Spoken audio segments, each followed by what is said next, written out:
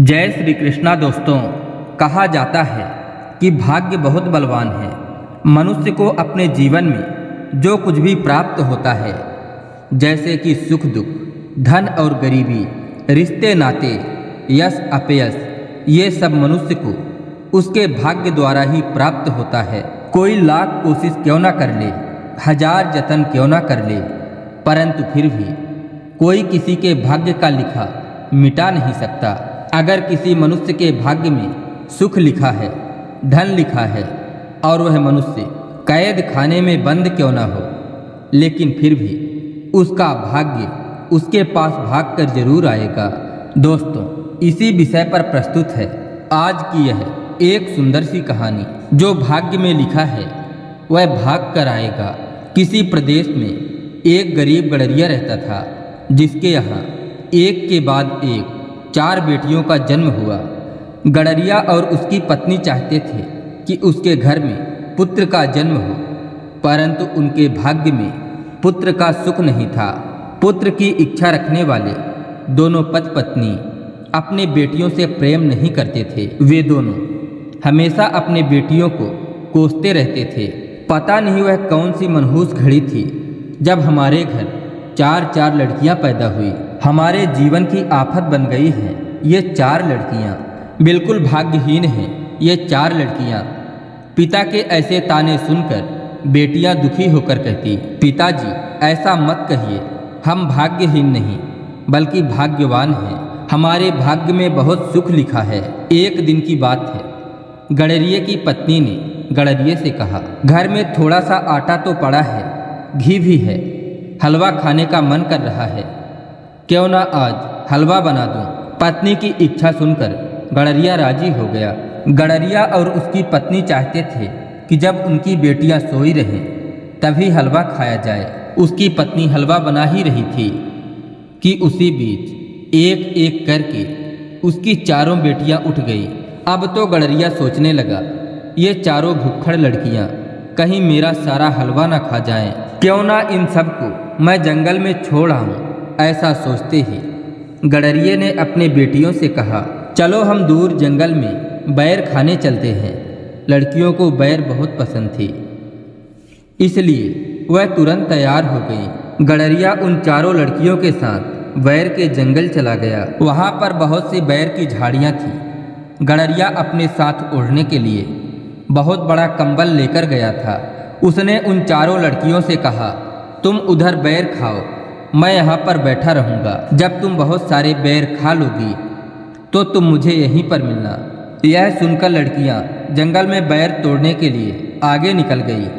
अब गडरिया ने वहाँ झाड़ी के ऊपर अपना कंबल डाल दिया। दूर से कंबल को देखकर ऐसा लग रहा था कि मानो वहाँ कोई आदमी बैठा हो। गडरिये को तो हलवा खाने की पड़ी थी, सो वह लड़कियों को वहीं जंगल में छोड़कर घर की तरफ चलता बना।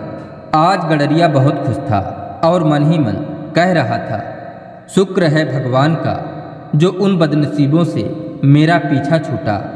अब मैं देखता हूँ उनके भाग्य में सुख कहाँ से आता है। इसके बाद घर आकर गडरिये ने और उसकी पत्नी ने खुशी खुशी हलवा खाया और चैन से रहने लगा।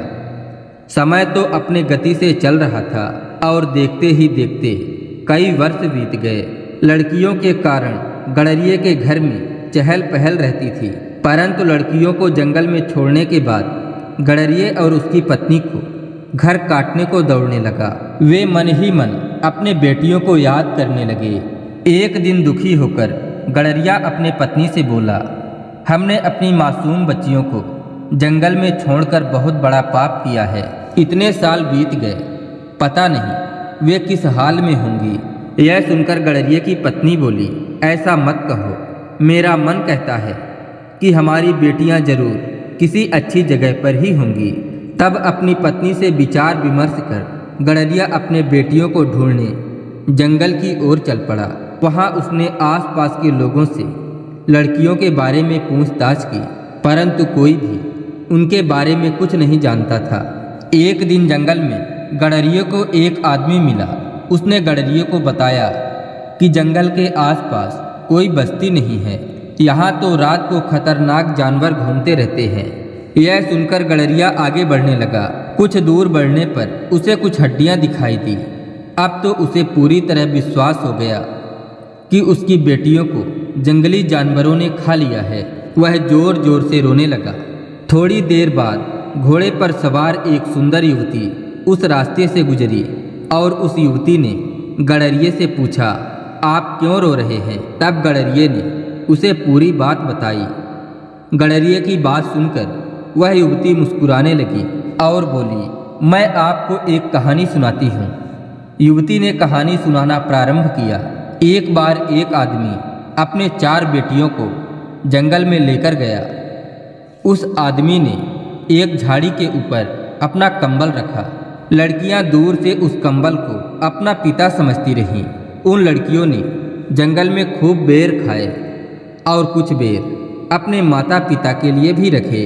जब उन्हें घर चलने का ख्याल आया तो उन्होंने देखा कि उनके पिता इस भयानक जंगल में उन्हें अकेला छोड़कर जा चुके हैं। उन्हें घर का रास्ता नहीं मालूम था। रात बहुत ज़्यादा हो गई थी। वे जोर जोर से रोने लगी। तभी उन्हें घोड़े पर एक घुड़सवार दिखाई दिया तो उन्होंने घुड़सवार को अपनी परेशानी बताई।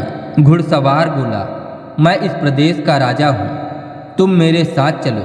ऐसा कहकर राजा ने चारों लड़कियों को घोड़े पर बिठा लिया और उन्हें अपने महल में ले गया। उस राजा के 4 बेटे थे। राजा ने चारों बेटियों की शादी चारों लड़कों से करवा दी। ऐसा कहकर वह युवती खामोश हो गई। तब गडरिया बोला, बेटी, मैंने भी अपने 4 बेटियों को जंगल में छोड़ दिया था। तुम्हारी कहानी के अनुसार तो चारों लड़कियों का विवाह राजकुमार से हो गया, परंतु हमारी बेटियां पता नहीं किस हाल में होंगी। पता नहीं वे जीवित भी होंगी या नहीं। यह सुनकर युवती ने कहा, आप मेरे साथ घोड़े पर बैठ जाइए, मैं आपको एक जगह ले चलती हूँ। क्या मालूम आपको अपनी खोई हुई बेटियों के बारे में पता चल जाए। युवती की बात सुनकर गडरिया उसके साथ घोड़े पर बैठ गया। फिर दोनों राजमहल में पहुँचे। युवती ने गडरिये को एक आलीशान महल के कमरे में बिठाया। थोड़ी देर बाद 3 और युवतियां उस युवती के साथ कमरे में पहुंची। उन चारों युवतियों को देखकर गडरिया सोचने लगा, अगर मेरी बेटियां जीवित होती तो शायद इन्हीं की उम्र की होती। इन चारों की शक्ल मेरी बेटियों से भी मिल रही है। हो सकता है यह मेरी ही बेटियां हों, लेकिन मुझ गरीब की लड़कियां, और वो भी इस राजमहल में। नहीं नहीं, मेरी बेटियों का भाग्य इतना अच्छा नहीं हो सकता। तब उन बेटियों ने कहा, पिताजी, जिन बेटियों को आपने भाग्यहीन समझकर जंगल में अकेला छोड़ दिया था, आज उन्हीं बेटियों का भाग्य उन्हें राजमहल में ले आया है। सबसे छोटी युवती की कही इस बात से गडरिया अपने सोच की दुनिया से बाहर आया और बोला, मुझ गरीब की लड़कियां और इस महल में। गडरिये ने आश्चर्य से कहा। तब उसकी छोटी बेटी ने कहा, पिताजी, इस संसार में जो भी स्त्री पुरुष जन्म लेता है वह पूर्व जन्म के कर्म के अनुसार अपना भाग्य साथ लेकर आता है। आपने अपनी जिम्मेदारियों से बचने के लिए और हमें भाग्यहीन समझकर बैर की जंगल में अकेला छोड़ दिया था, किंतु हमारे भाग्य ने हमारा साथ नहीं छोड़ा। उस वीरान जंगल में भी हमारा भाग्य हमारे पास भाग कर आया और हमें इस राजमहल की रानी बना दिया। उन युवतियों की बातें सुनकर गडरिया पश्चाताप की अग्नि में जलने लगा। उसकी आंखों से आंसू बहने लगे। वह कहने लगा, मुझे माफ़ कर दो मेरी बच्चियों, मैंने बहुत बड़ा पाप किया है। तुम सही कहती हो, तुम भाग्यहीन नहीं बल्कि तुम तो भाग्यवान हो। ऐसा कहकर गडरिये ने अपनी बेटियों को गले से लगा लिया।